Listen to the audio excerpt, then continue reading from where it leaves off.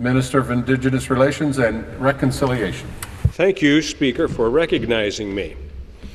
I'm very pleased today to announce Meet the Miners Day, and I would like to offer a very warm welcome to the Ontario Mining Association, their members and staff who will be joining us today, and there's a reception at the end of the day. Speaker, for 39 years, representatives from industry and government have been meeting at Queen's Park on Meet the Miners Day. We share a common purpose, that is to build awareness about the importance of exploration and mining to Ontario's economy, and to promote the mining industry's strong future in Ontario. Speaker, Ontario's mineral resources offer a wealth of opportunity for international and homegrown mining companies. The numbers speak for themselves. In Canada, Ontario is a leading province with $371 million in exploration spending last year. So far, 2017 exploration spendings indicate a possible 31% increase. That is potentially $486 million for this year. Ontario is also a leading province in Canada with a 26% share of the nation's total mineral production in 2016. For the past several years, production figures have exceeded $10 billion. Speaker, this bounty is generated by 39 underground and surface operations, which are made up of 29 mineral mines and 10 non-mineral mines. In 2016, the value of Ontario's mineral production was generated 71% from mineral mining and 29% from non-mineral operations, non-metal mining operations.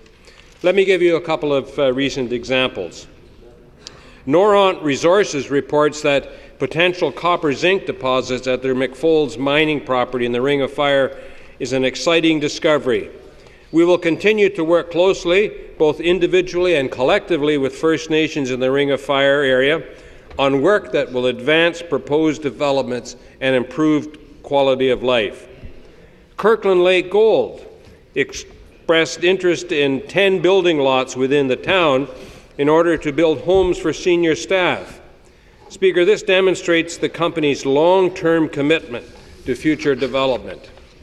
McDonald Mines Exploration announced an MOU with the Michipactonin First Nation and emphasized their commitment to fostering respectful, mutually beneficial relationships such as the Wawa Holdsworth Gold Project as it continues to advance. Speaker, the spring of 2017 marked a major milestone for Detour Lake, which reached a record 150,000 ounces of gold in quarterly production. There are many more headlines affirming that mining in Ontario is thriving.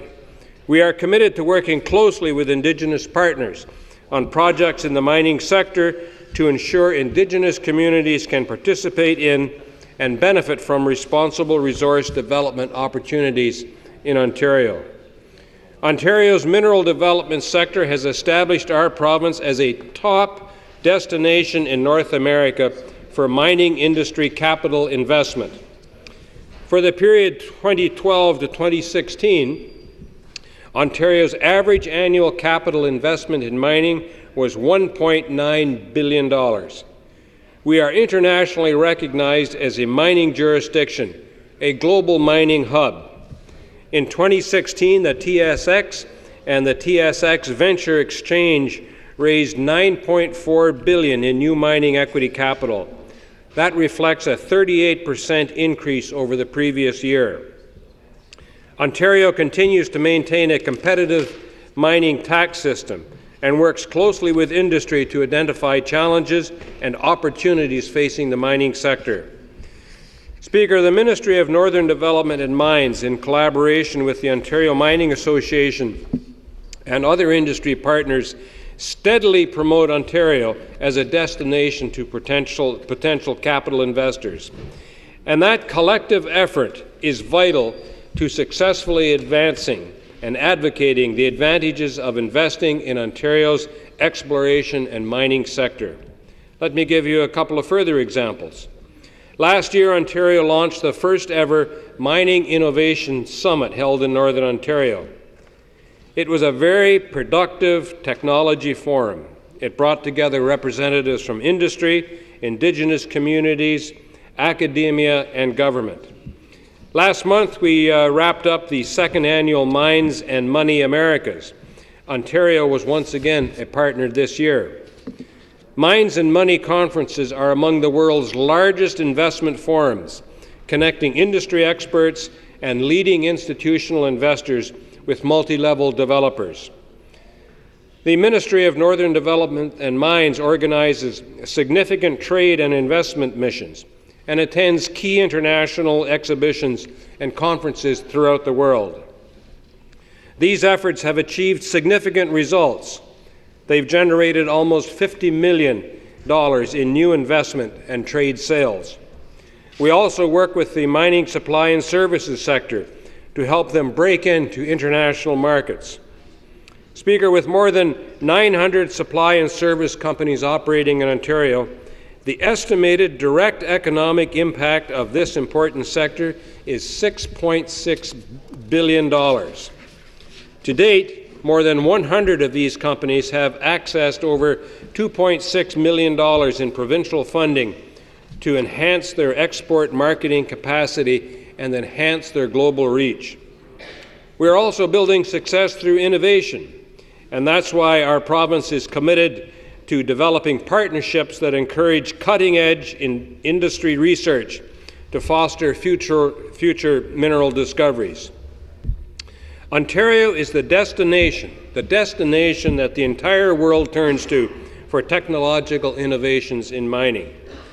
As a leading jurisdiction for mining exploration and production in Canada, Ontario consistently maintains its position as a major global player. Speaker, in conclusion, I do ask all members of the House to join me in thanking the Ontario Mining Association for their long-standing tradition of dedication and significant contribution to the mining industry. At this time, I do, as I said earlier, invite all members of the House to attend this evening's Meet the Mining reception here in the legislative buildings. As always, it will be a fine evening of conversation, refreshment, and getting to know the mining sector. Thank you very much, Speaker.